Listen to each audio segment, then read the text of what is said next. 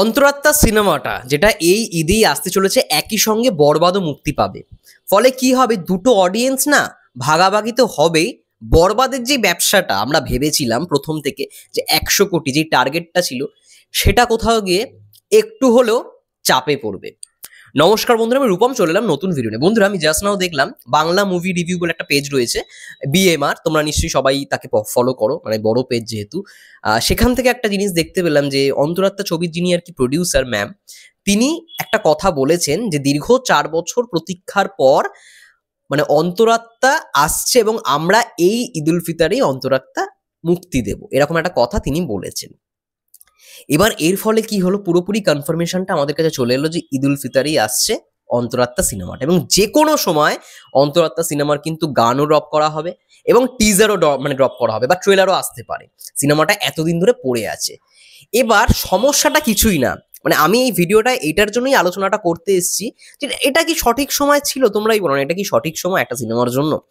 প্রথমত না। কারণটা কি, বরবাদ অনেক দিন ধরে শুট হয়েছে বোম্বেতে, একটা বিগ বাজেট মুভি। অন্তরাত্মা ছবিটা আরো আগে শুটিং হয়েছে 2021 সালে, খুবই ভালো সিনেমা হয়েছে, যেটুখানি রেসপন্স এখনো পর্যন্ত। সিনেমার গান দুরন্ত, ইন্দ্রদীপ দাশগুপ্ত কলকাতা থেকে মিউজিক করেছে, খুব ভালো হবে অন্তরাত্মা সিনেমার অ্যালবামগুলো। ফলে কি হবে, দুটো জিনিস যখন ক্ল্যাশে চলে আসবে না, ক্ল্যাশ হলে আর কি হবে, একটা তো চাপে পড়বেই, একটা জিনিস চাপে পড়বেই। এবার সেটা অন্তরাত্মা হয়ে যেতে পারে চাপের মধ্যে, ফলে অন্তরাত্মার রেসপন্সটাও কমে যেতে পারে। এবার আবার উল্টোটাও হতে পারে, বরবাদের মানে অন্তরাত্মার গান এতটাই ভালো হলো যে বরবাদের গান নিয়ে চর্চাই হচ্ছে না, এটাও হতে পারে।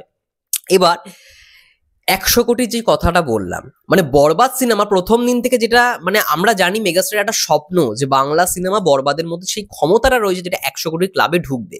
এবং বরবাদ অন্তরাত্মা একই সঙ্গে এলে কি হবে, যেই অডিয়েন্স বরবাদ 10 থেকে 12 বার দেখতো, সেই অডিয়েন্স বরবাদ দেখবে 5 বার, অন্তরাত্মা দেখবে 5 বার। ফলে কি হয়ে গেল, ডিভাইডেড হয়ে গেল। যেই 10 বার মানে বরবাদ যে ব্যবসাটা করতে পারতো একটা অডিয়েন্সের থেকে, 10 বার সে টিকিটটা কিনছে, মানে 10 বার বরবাদ সিনেমাটাকে সে দেখছে, সেই অডিয়েন্স এখন কি হবে, বরবাদ সিনেমাটা দেখবে 5 বার, অন্তরাত্মা সিনেমাটা দেখবে 3 বার বা 4 বার বা 5 বার, যেটা বরবাদ নিজে একা করতে পারতো। ফলে 100 কোটির চান্সটা তো বেশি ছিল।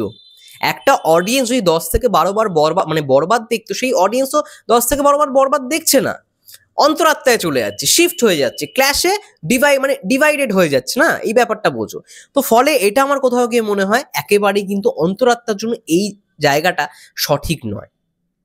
এই কারণেই বললাম, কারণ ডিভাইডেড হয়ে যাচ্ছে, মানে একটা সিনেমা ভালো করতো, সেই জায়গায় কোথাও গিয়ে ভালোর পরিমাণটা একটু কমে গেল, আর একটা সিনেমা সেই জায়গায় চলে এলো। তো সেটা আই থিঙ্ক করাটা উচিত নয়। এবং মানে প্রডিউসারের কথা অনুযায়ী বোঝা গেল যে তিনি হয়তো এই ঈদেই আসবে। দেখো, আমি যেটুখানি জানি, প্রডিউসার ম্যাম তিনি সত্তা সিনেমারও প্রডিউসার, খুব ভালো একটা সিনেমার সত্তা আমি দেখেছি পার্সোনালি, এবং তার অনেক বড় বড় বিজনেস রয়েছে। তো সেই জায়গা থেকে দাঁড়িয়ে একটু কম্প্রোমাইজ করলে খুব ভালো হতো তার জায়গা থেকে। বা তিনি হয়তো বলতেই পারে যে আমি আর কতদিন কম্প্রোমাইজ করব, আমি 4 বছর ওয়েট করেছি, আমি আর ওয়েট করবো না, আমি এই ঈদেই আসবো। এবার এটা এখন ডিসিশন কেন, এটাও তো আমরা বলতে পারি। বরবাদের সঙ্গেই কেন, মানে বরবাদ তো আসবে আমরা কবে থেকেই জানি, তাহলে তবে থেকেই বলা হোক না, বা 1 মাস আগে থেকে বলা হোক না যে বরবাদের সঙ্গে আমরা অন্তরাত্মা আনছি। একেবারে রিলিজের মুখে, রিলিজের 1 সপ্তাহ আগে বলা হচ্ছে যে অন্তরাত্মা সার্টিফিকেটে গেছে, এবং পরের দিনই সার্টিফিকেট পেয়ে গেল, তার সঙ্গে সঙ্গে বলা হচ্ছে ঈদেই আসছে অন্তরাত্মা। এটা কোথাও গিয়ে খারাপ লাগার বিষয় যে কম্পিটিশনটা না কোথাও গিয়ে শাকিব খান ভার্সেস শাকিব খান হয়ে গেল। এটা আমরা কখনোই চাই না, আমি অন্তত পার্সোনালি চাই না। আমি জাস্ট যেটা রিয়েলিটি, যেটা ফ্যাক্ট, যেটা লজিক এবং যেটা বিজনেস, সেটাই বললাম। বরবাদ 100 কোটির একটা স্বপ্ন দেখেছিল, সেই 100 কোটিটা কোথাও গিয়ে এখন একটু কোথাও গিয়ে কমে গেল সেই স্বপ্নটা। কারণটা কি, যেটা বললাম, যে বরবাদ যেখানে লোকেরা দেখতো 10 থেকে 12 বার, সেখানে বরবাদ লোকে দেখবে হচ্ছে 5 বার, অন্তরাত্মা দেখবে 3 বার বা 4 বার, যেখানে বরবাদ পুরোটাই দেখার চান্স ছিল 10 থেকে 12 বার। বুঝতে পারছো, মানে একটা লোক যদি 8 বার একটা সিনেমা দেখে, তাহলে সেটা ডিভাইড হয়ে গেল না। সে হয়তো দেখবে বরবাদ খুব বেশি হলে 6 বার, আর 2 বার দেখলো অন্তরাত্মা। তাও তো মানে দেখছে, অন্তরাত্মা তো লোকে দেখছে, এইটাই হচ্ছে মেন ব্যাপার, ডিভিশন চলে আসছে।